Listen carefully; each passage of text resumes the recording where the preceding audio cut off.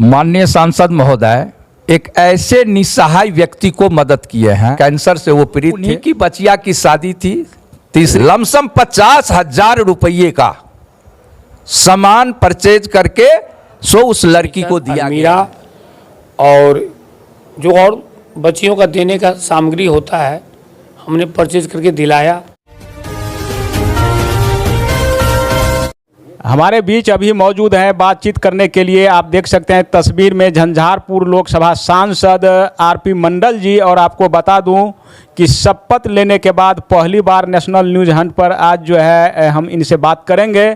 और आप देख सकते हैं सोनमती के निवासी यहाँ पे राजदेव सिंह जी मौजूद हैं, जो कि सांसद प्रतिनिधि हैं। और बगल में जो बैठे हुए हैं ये पूर्व जिला परिषद सदस्य हैं।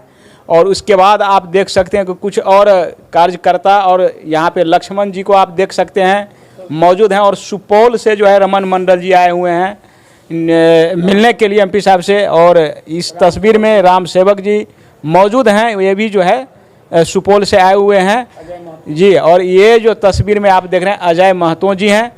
तो हम बात करेंगे सबसे पहले जो जिसके गाँव में शादी हुई, जो जिसके द्वारा यानी कि उन्हीं से हम जानकारी प्राप्त करेंगे वो उसका स्थिति क्या था, जिसको मदद की गई परिवार को जिसकी शादी हुई है, स्थिति के बारे में जानेंगे जो क्या था और इन्हें किस प्रकार का मदद मिला है। थोड़ा सा आप बताएंगे। सबसे पहले संतोष जी मैं आपको धन्यवाद देना चाहूँगा।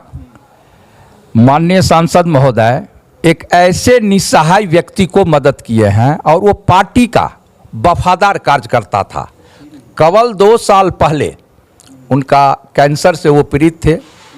उस समय में माननीय मंत्री कपिल बाबू के द्वारा बहुत मदद किया गया, लेकिन वो नहीं बच सके। तो उन्हीं की बचिया की शादी थी, तीसरी नंबर की बचिया थी जिनकी शादी थी। उसी में हमने माननीय सांसद महोदय से सारी बातों को जानकारी दिए, कहे कि बहुत ही गरीब है, अगर आप उनको कुछ मदद कर देते हैं तो नेक काम होगा सर, अच्छा काम होगा। माननीय सांसद जी की उदारता को मैंने देखा। एक हम उतना आशा लेकर के भी नहीं आए थे कि इतना मदद करेंगे। बढ़ चढ़ के लमसम 50,000 रुपये का सामान परचेज करके उस लड़की को दिया गया है। हमने उनकी मां से पूछा कि कौन कौन चीज आपको बाकी रह गया है, तो उन्होंने बताई। और जो फर्नीचर का सामान था, गोदरेज का सामान था और कुछ सामान सब था, जो कहा कि ये सब नहीं हुआ है, ये माननीय सांसद महोदय के द्वारा उसको आवंटित किया गया। यह चर्चा पूरे इलाके में फैल गया कि एमपी साहब रामप्रीत मंडल जी जो झंझारपुर के सांसद हैं, जो 50,000 रुपये का सामान इनको मदद किए हैं, एक चर्चा का विषय बना हुआ है इलाके में कि बहुत सराहनीय काम माननीय सांसद महोदय ने किया है। मैं अपने समाज की ओर से, अपनी ओर से मैं माननीय सांसद महोदय को बधाई देता हूं, धन्यवाद देता हूं कि जितना आशा नहीं था उससे अधिक आपने किया है।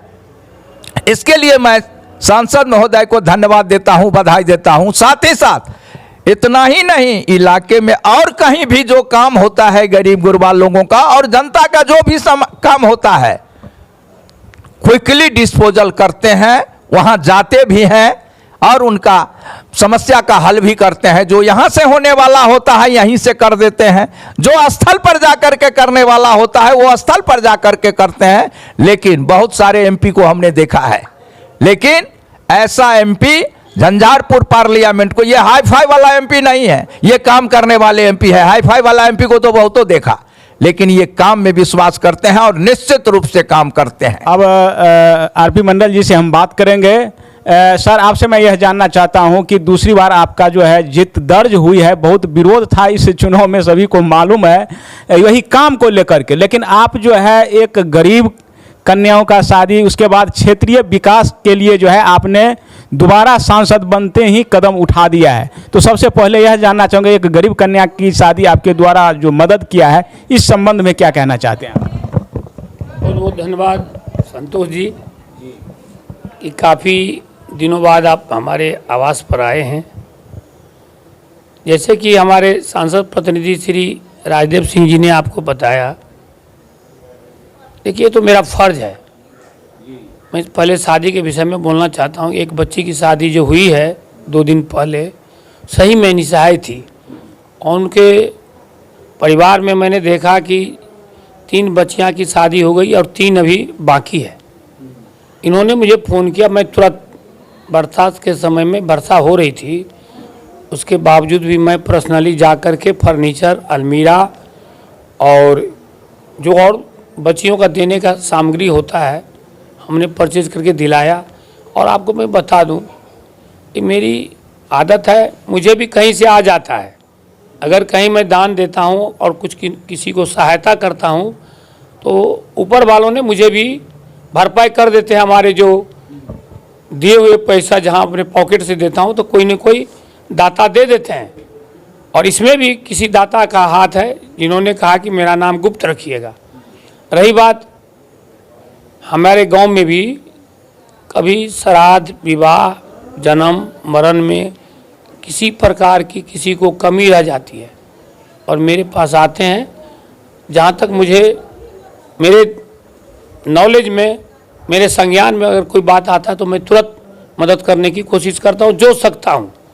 ऐसा नहीं, क्षेत्र तो बहुत बड़ा है, मेरा संसाधन भी सीमित है, तो ये मेरा फर्ज है।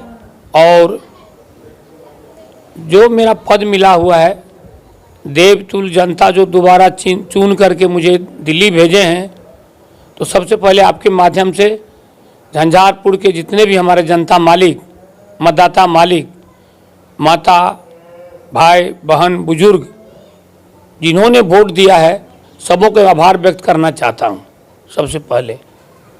दूसरी बात रही कि जो कमियां रह गई है पिछले वक्त 2019 के चुनाव के दरमियान जो हम चुने गए थे, इस बार कोशिश करूंगा कि समय पर मैं सब जगह उपलब्ध हूं, शादी में जा सकूं, विवाह मतलब कि उपनयन में जा सकूं, जन्मदिन पर जा सकूं, किसी के श्राद्ध में जा सकूं, कहीं पूजा होता है तो वहां जा सकूं। जो कमी रह गई उसको पूरा करने का कोशिश करूंगा। अभी गत महीने 26 तारीख को माननीय प्रधानमंत्री से हम लोगों ने, करीब हमारे जनता दलियों के जितने भी सांसद हैं, सब लोगों ने मुलाकात की। सब लोगों ने बिहार के बारे में चर्चा किया, देश के बारे में चर्चा किया। मैं अपने मधुबनी जिला के झंझारपुर क्षेत्र के बारे में चर्चा उनसे किया कि हमारे कॉन्स्टिट्यूएंसी में और हमारे मधुबनी जिला में 2 सांसद क्षेत्र है, लेकिन वहाँ एक केंद्रीय विद्यालय नहीं है। तो माननीय प्रधानमंत्री जी ने आश्वस्त किए हैं कि ज़मीन का मामला होता है बिहार सरकार का, वहाँ की लोकल गवर्नमेंट की। तो मैं आदरणीय जो हमारे मुख्यमंत्री जी हैं वो बोले, उनसे मैं बात करूँगा और एनओसी अगर दे देंगे, ज़मीन उपलब्ध करा देंगे, तो ये 5 वर्षों में जो 2029 तक का जो हमारा समय रहेगा, उसी बीच में वो देने का हमसे वादा किए हैं, वचन दिए हैं और मेरा आग्रह को स्वीकार किए हैं। और बता दूं संतोष जी, केंद्रीय विद्यालय के साथ साथ मेरा अपना प्रयास रहेगा कि हमारे मधुबनी जिला में एक कृषि विद्यालय नहीं है, और मधुबनी जिला में अगर कोई जवान बॉर्डर पर शहीद हो जाता है, चाहे आर्मी का हो, सीआरपी का हो, एसएसबी का हो, बीएसएफ का हो, तो उनके जो विडो होती है, विधवा पत्नी होती है, उनको पेंशन लेने के लिए मुजफ्फरपुर जाना पड़ता है। आर्मी का पेंशन हेडक्वार्टर मुजफ्फरपुर में है। तो उसके लिए मैं जो रक्षा मंत्री राजनाथ सिंह जी से 1 साल पहले चर्चा किया था, इन्होंने भी आश्वस्त किया था कि हम मधुबनी में इसका बड़ा ऑफिस खोलेंगे। ये भी मेरा प्रयास रहेगा, कृषि कॉलेज का प्रयास रहेगा। हाई डैम जो बाढ़ में हमारे कोसी और बलान, कमला नदी में बाढ़ आता है और उसमें बहुत तरह की क्षति होती है जान माल की, तो उसके बारे में भी प्रधानमंत्री जी से बात किया हूँ हाई डैम के लिए। और हमारे जो माननीय पूर्व मंत्री जो अभी राज्यसभा सांसद हैं श्री संजय झा जी, उनसे भी मैं चर्चा किया हूँ। और ये मिथिला पुत्र के नाम से जाने जाते हैं, विकास पुत्र के नाम से जाने जाते हैं मधुबनी जिला में। उन्होंने अच्छा काम किया है और हम बहुत सौभाग्यशाली हैं हम लोग कि ये भी राज्यसभा बनकर गए हैं हमारे दिल्ली में। तो उनसे भी हम सलाह मशविरा करके हमेशा कंधे से कंधे मिला करके बिहार सरकार चाहे हमारे मुख्यमंत्री जी का हाथ को मजबूत करेंगे, हमारे बिहार सरकार को हाथ को मजबूत करेंगे और संसदीय क्षेत्र झंझारपुर के बारे में जितना भी हो सकेगा मैं काम ला करके यहाँ के जनता को खुश करने की कोशिश करूँगा।